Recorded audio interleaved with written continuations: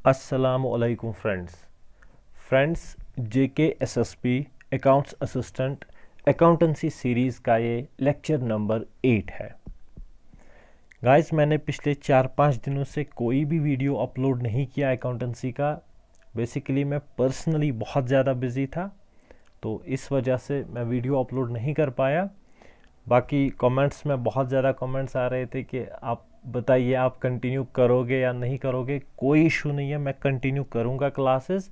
हाँ, रेगुलर अगर नहीं कर पाऊँगा अल्टरनेट डेज में मैं कंटिन्यू करूँगा क्लासेस। ठीक है गाइस, चलिए।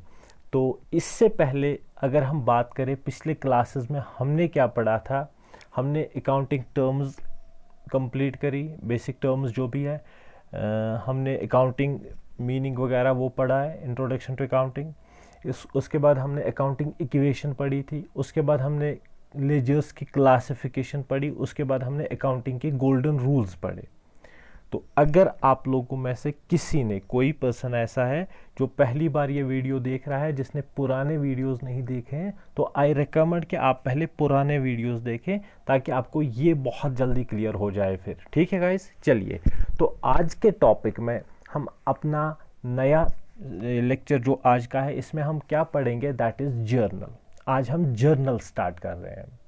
तो जर्नल है क्या? बेसिकली जर्नल के बारे में हम कहते हैं कि journal actually book of primary entry है गाइस। जर्नल क्या है? Journal book of primary entry है, ये आपने याद रखनी है।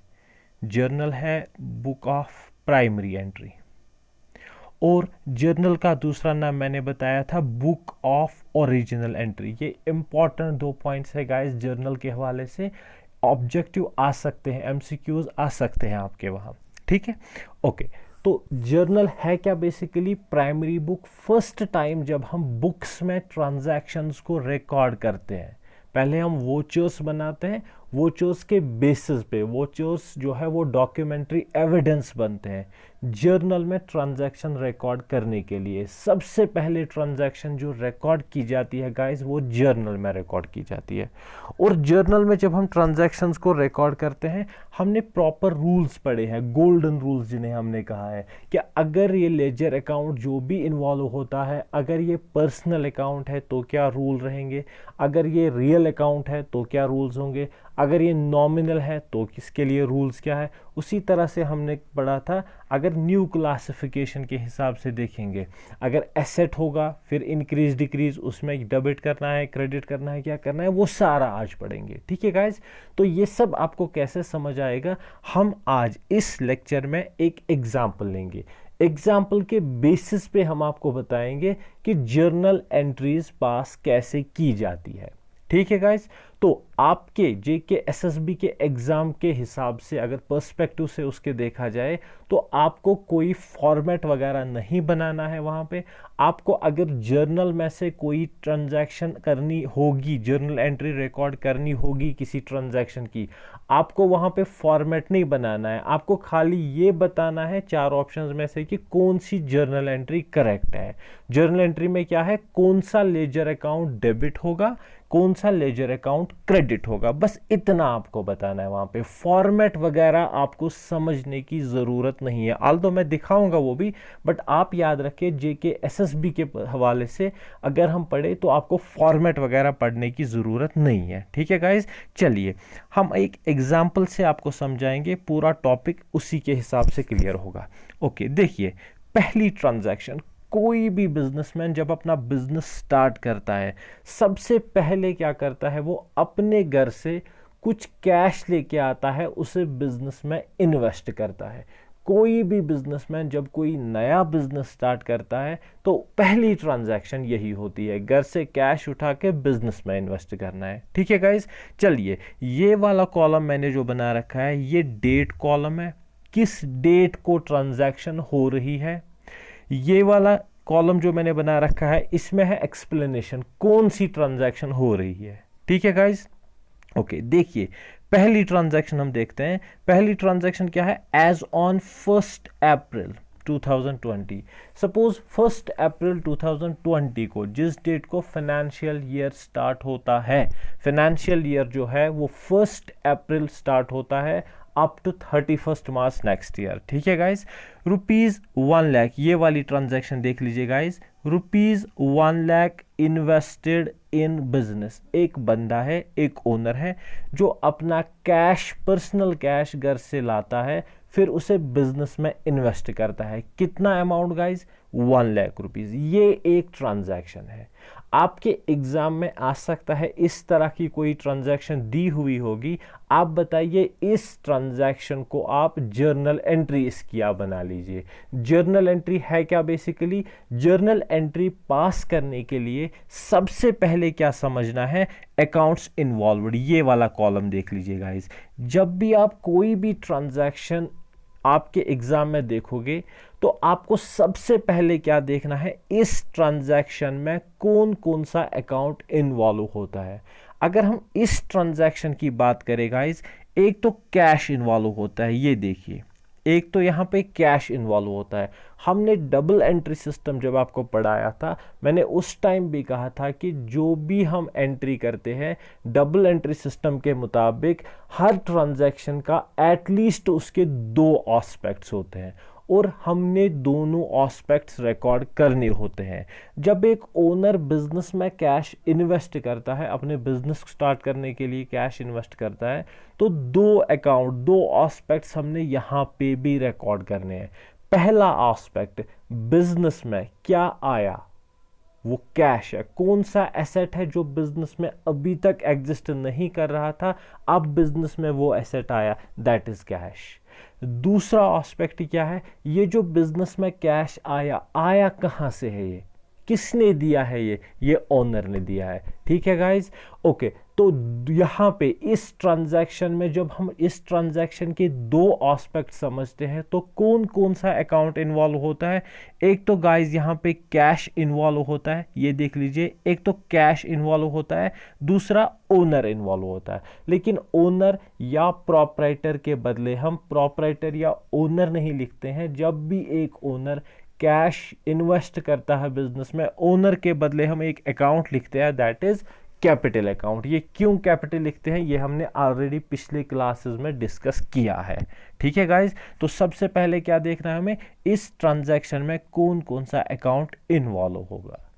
ओके, अब हमें पता चला एक तो कैश इन्वॉल्व होता है, दूसरा कैपिटल इन्वॉल्व होता है। अच्छा, अगर हम नेचर ऑफ ट्रांजैक्शन देखें या नेचर ऑफ अकाउंट इन्वॉल्व, जो अकाउंट यहाँ पे लेजर अकाउंट इन्वॉल्व होते हैं, ये किस नेचर का मतलब है, ये किस कैटेगरी में फॉल होते हैं। अगर कैश की बात करें तो कैश है क्या? कैश एक एसेट है। अगर हम कैपिटल की बात करें तो कैपिटल किसकी इन्वेस्टमेंट है? प्रोपराइटर की इन्वेस्टमेंट। बात आई समझ?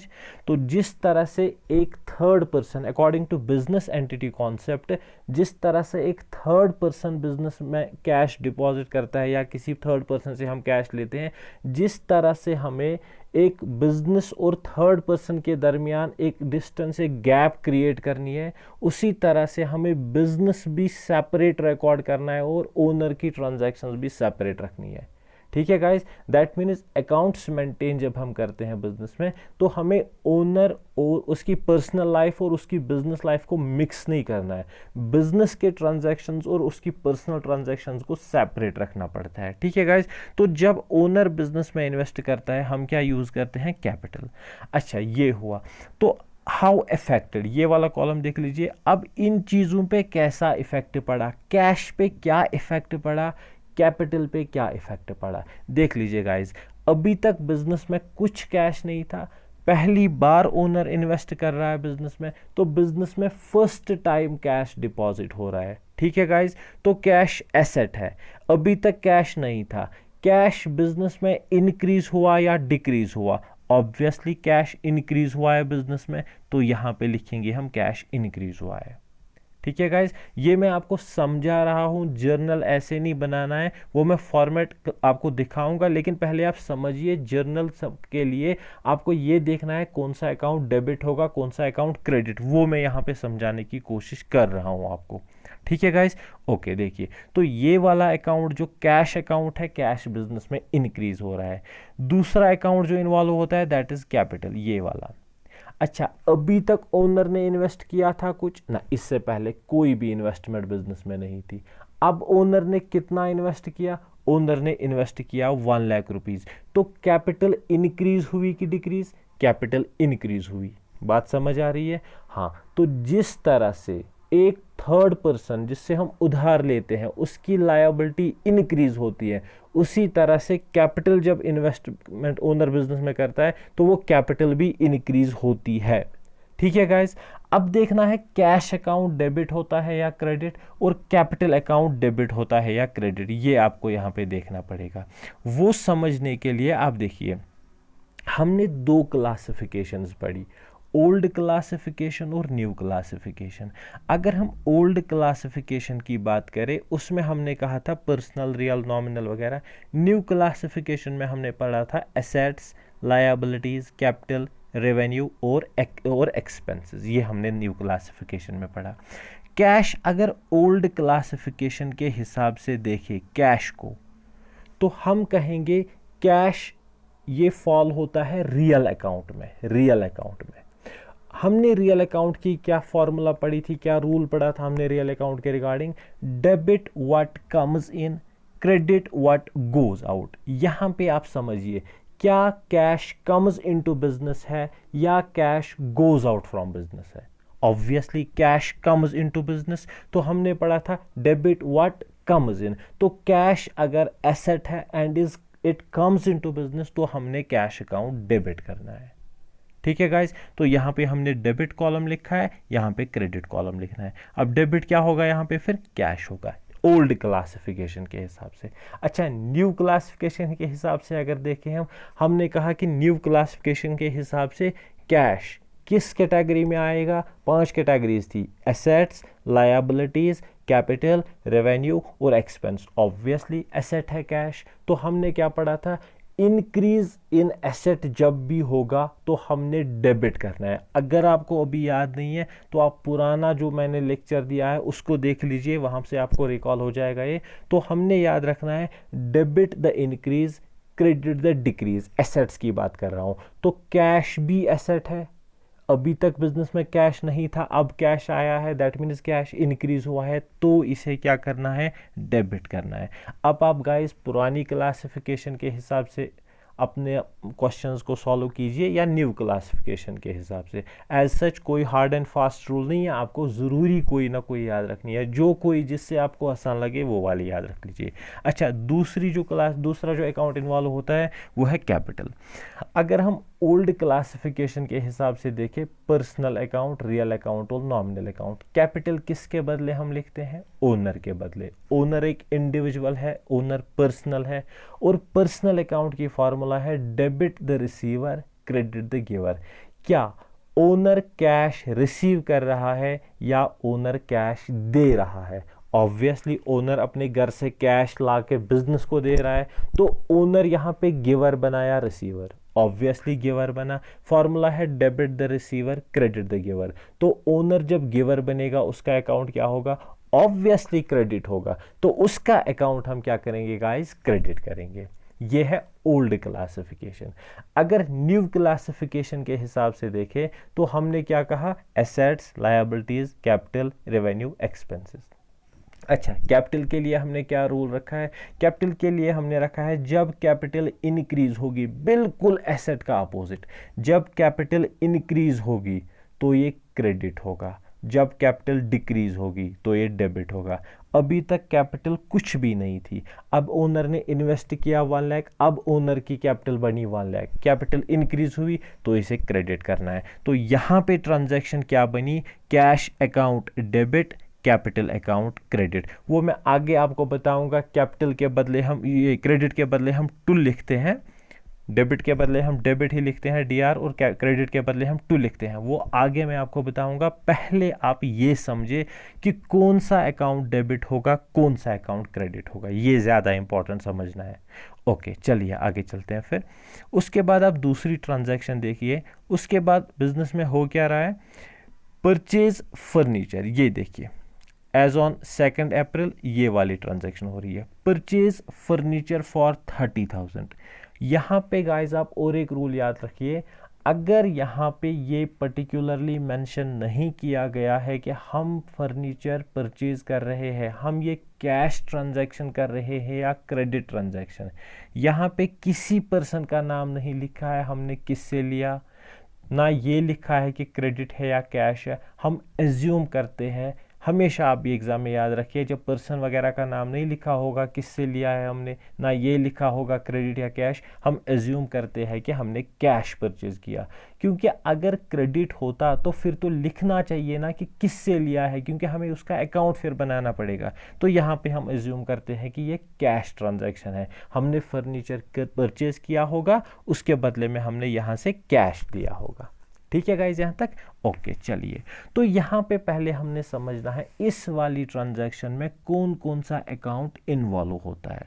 ओके, दो अकाउंट्स इन्वॉल्व होते हैं लेजर अकाउंट्स, एक जो चीज़ मैं ले रहा हूँ, दूसरा वो चीज़ जो मैं यहाँ से दे रहा हूँ। मैं ले क्या रहा हूँ, फर्नीचर, यहाँ से क्या दे रहा हूँ, कैश। दोनों अगर हम देखें, फर्नीचर भी अकाउंट दो इन्वॉल्व होते हैं, फर्नीचर और कैश। फर्नीचर भी एसेट है, कैश भी एसेट है।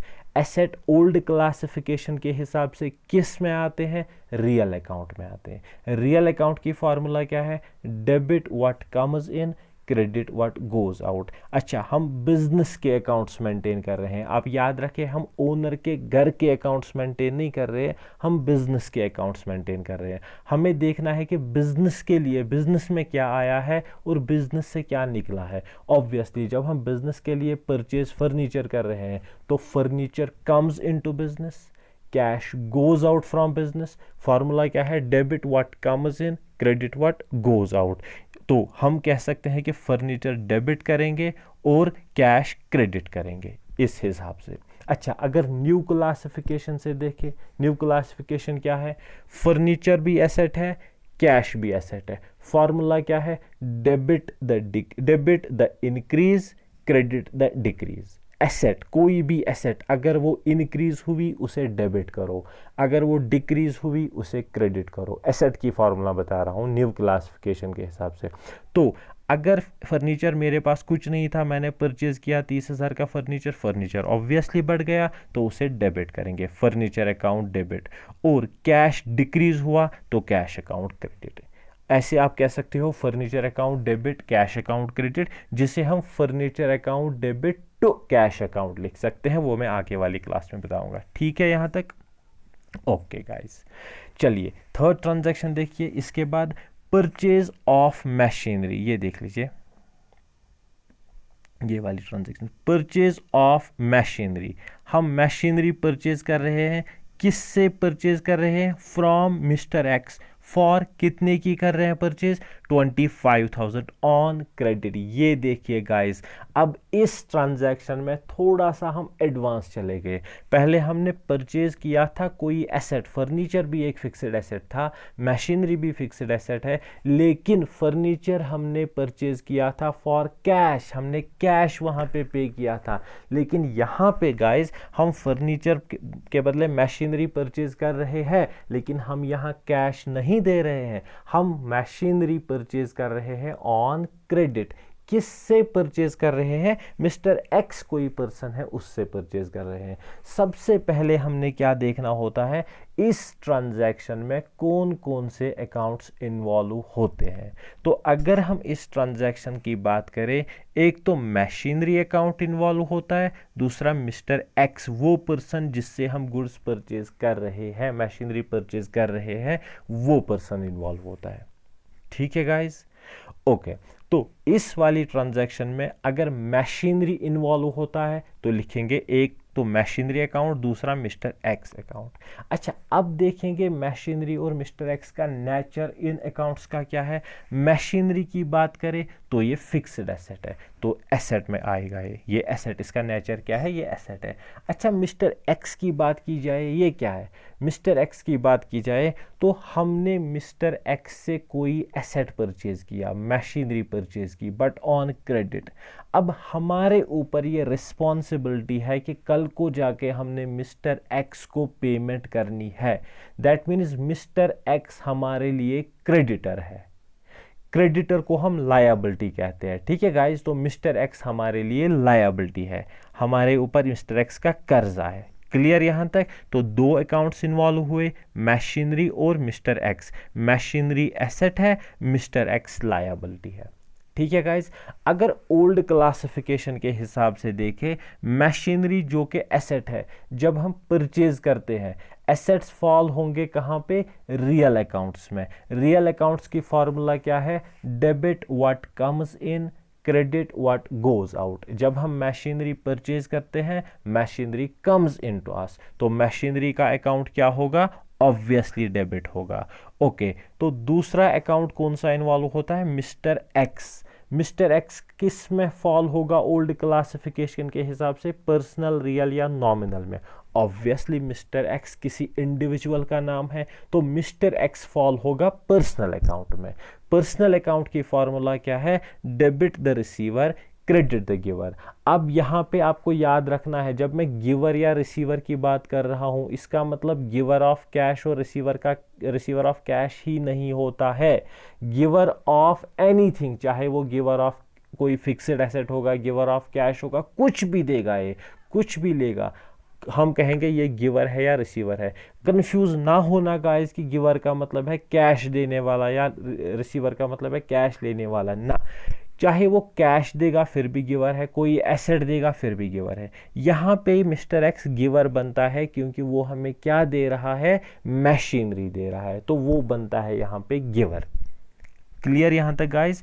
ओके, चलिए ठीक है। तो फिर अगर वो गिवर बनता है पर्सनल अकाउंट में, तो उसे हम क्या करेंगे? Debit the receiver, credit the giver, फिर उसे हम उसका अकाउंट क्रेडिट करेंगे। कितना अमाउंट? 25,000। ये थी ओल्ड क्लासिफिकेशन। अच्छा, अगर न्यू क्लासिफिकेशन के हिसाब से इसे करें, फिर क्या होगा? ऑब्वियसली एसेट जो है, मशीनरी जो है, वो एसेट है। एसेट के लिए क्या फॉर्मूला है? Debit the increase, credit the decrease.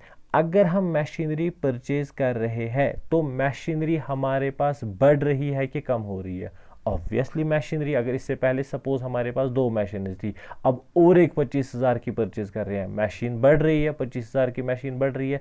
तो जब कोई भी एसेट इंक्रीज होगा, उसे हम डेबिट करते हैं। मशीनरी भी एक एसेट है, ये जब इंक्रीज होगा तो हम इसे करेंगे डेबिट। मिस्टर एक्स कहाँ पे फॉल होगा? लायबिलिटी में गाइस फॉल होगा। बात समझ आ रही है? मिस्टर एक्स हमारे लिए क्या है? न्यू क्लासिफिकेशन के हिसाब से लायबिलिटी है।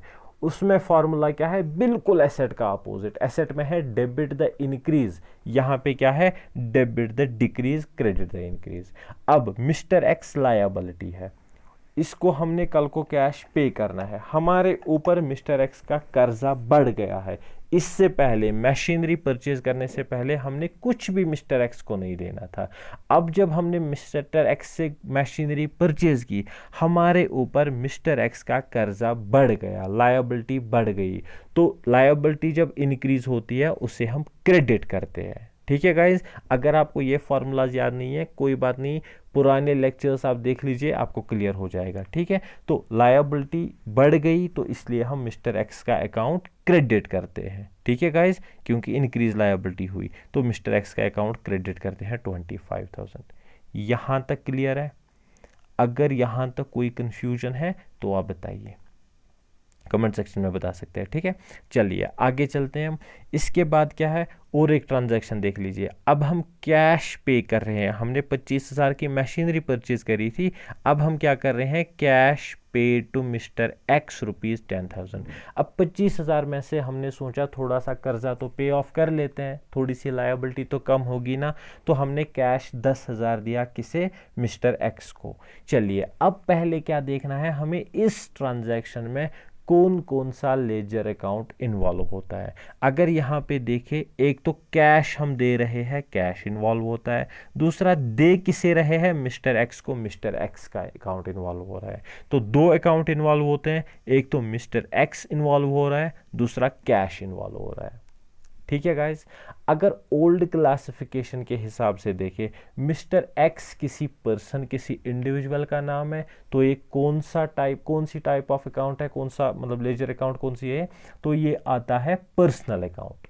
ठीक है, क्लासिफिकेशन जब हम लेजर अकाउंट्स की करते हैं तो किस में आएगा? ये पर्सनल अकाउंट में।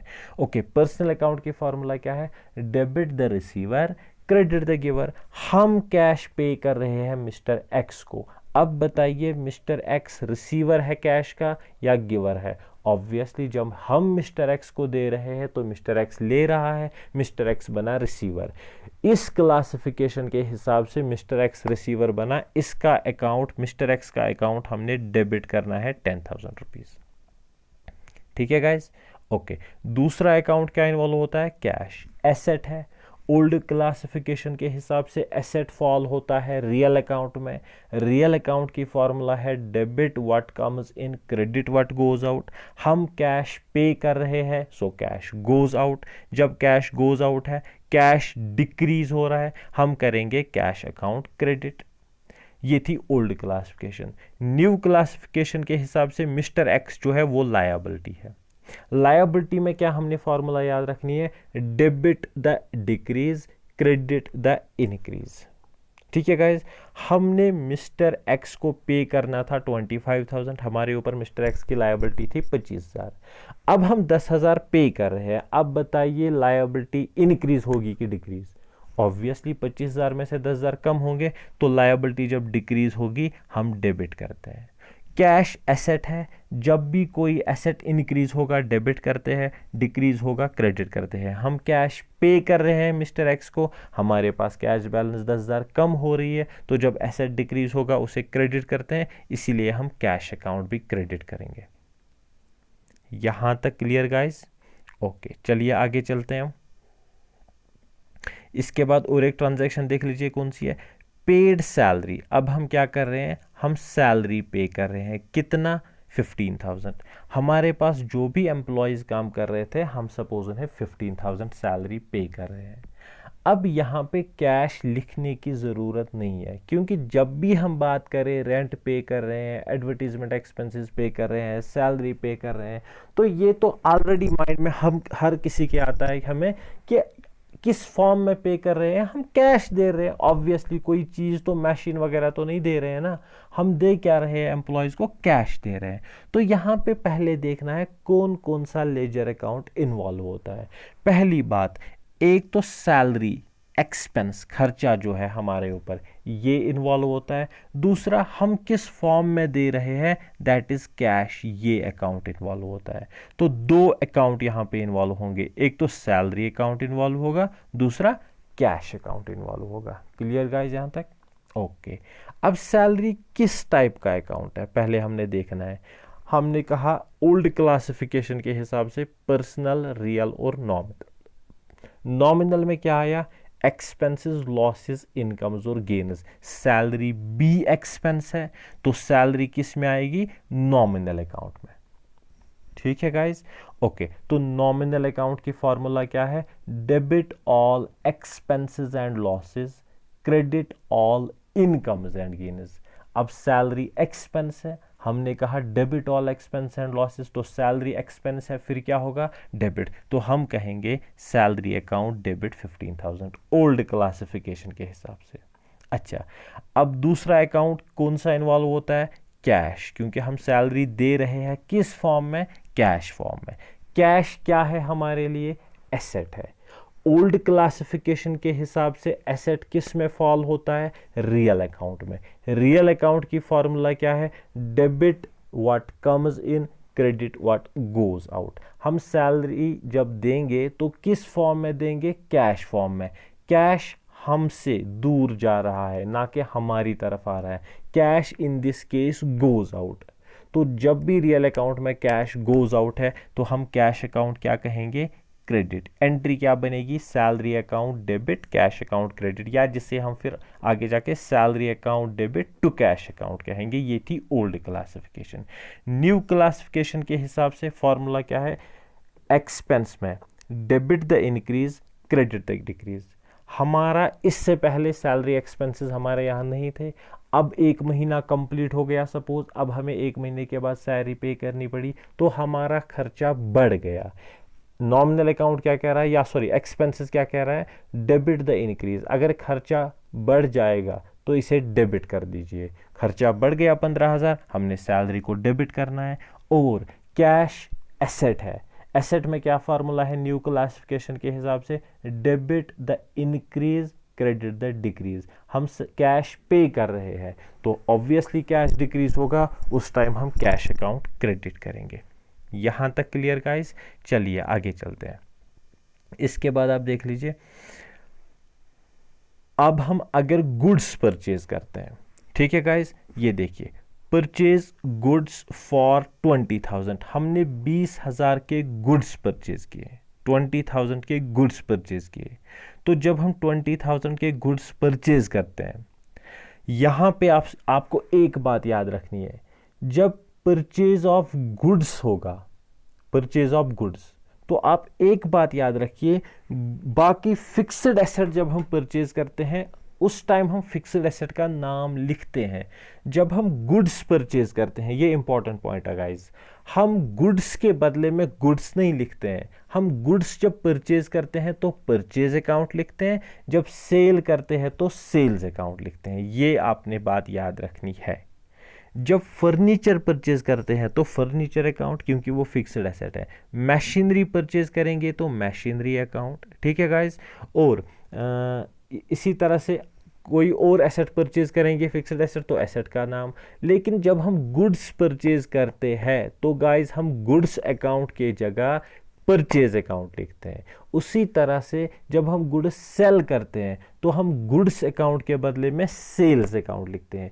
क्यों लिखते हैं ये? ताकि हमारे यहाँ पे एक परचेज अकाउंट का टोटल अलग से कल को हम कर पाए, सेल्स अकाउंट का अलग से टोटल होगा। हम सेल्स प्राइस, सेल्स इतने की करी, परचेज इतने की करी, हम आराम से अपना प्रॉफिट कैलकुलेट कर सकते हैं। ये रूल है गाइस, ठीक है। तो परचेज गुड्स फॉर कैश, जब हम ये वाली ट्रांजैक्शन करेंगे, पहले देखेंगे इसमें कौन कौन सा अकाउंट इन्वॉल्व होता है।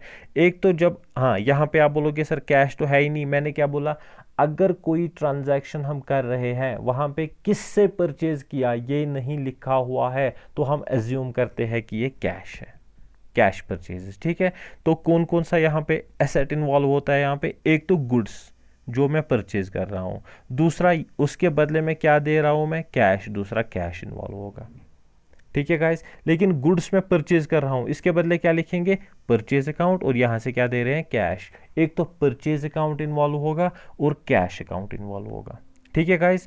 परचेज किसके बदले यूज कर रहे हैं हम, गुड्स के बदले। गुड्स क्या है गाइस, एसेट, ठीक है गाइस। और यहां से मैं क्या दे रहा हूं, कैश, कैश भी एक एसेट है।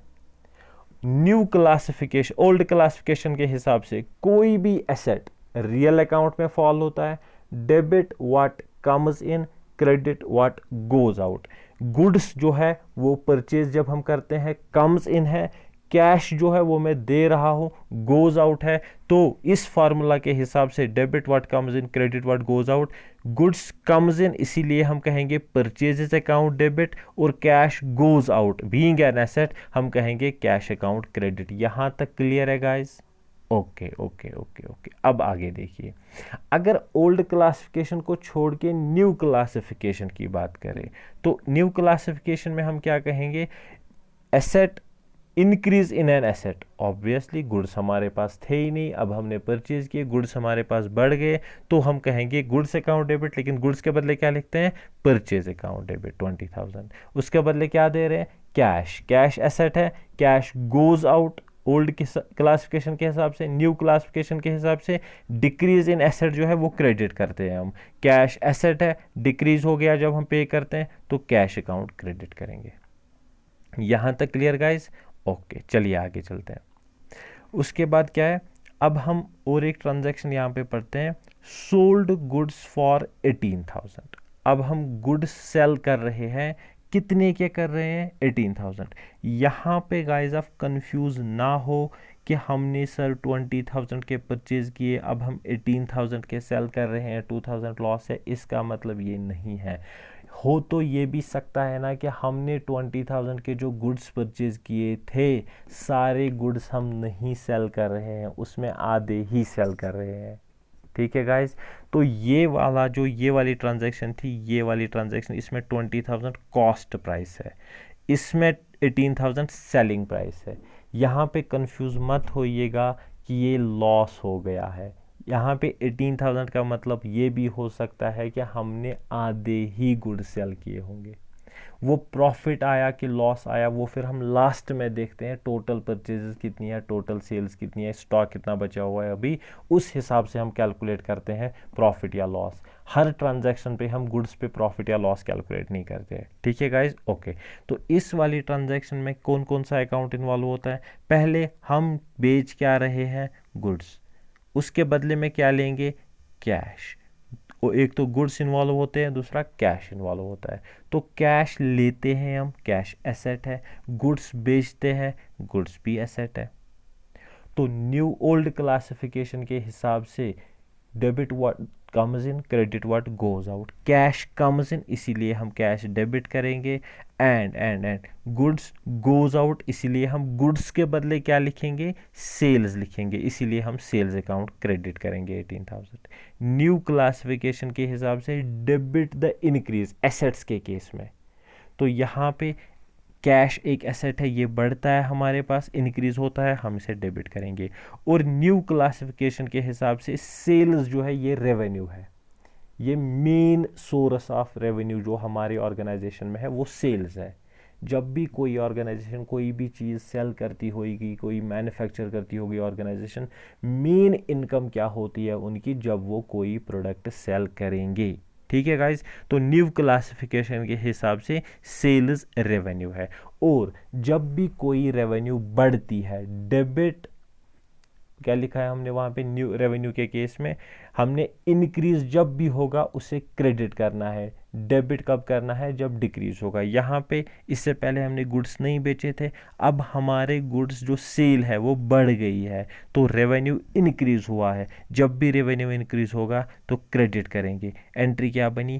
कैश डेबिट होगा, सेल्स क्रेडिट होगी। यहाँ तक क्लियर है?